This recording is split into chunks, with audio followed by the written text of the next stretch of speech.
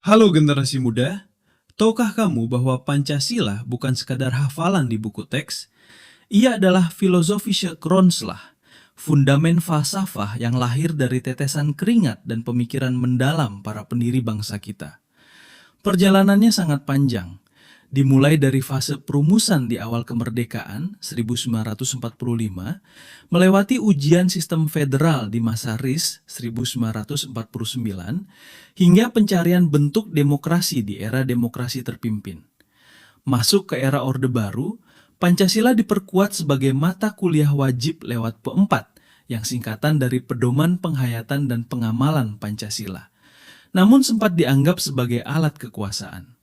Kini, di era reformasi, Pancasila kembali ditegaskan sebagai identitas nasional yang tak tergantikan melalui Undang-Undang Nomor 12 Tahun 2012.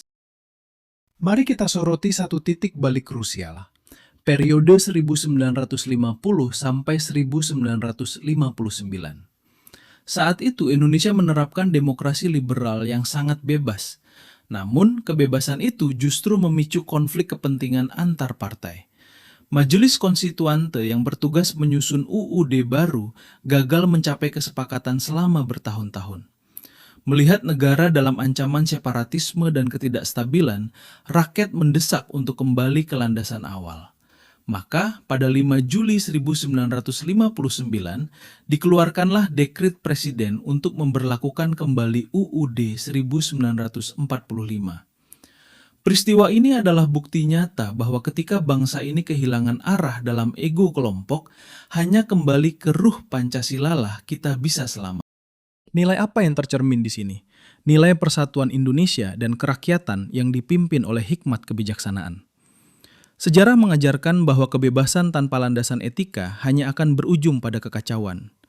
Refleksi bagi kita, generasi Z dan Alpha, di tengah gempuran informasi dan polarisasi media sosial, kita sering terjebak dalam politik aliran modern yang memecah belah. Pelajaran dari tahun 1959 adalah pentingnya kompromi demi kepentingan bersama.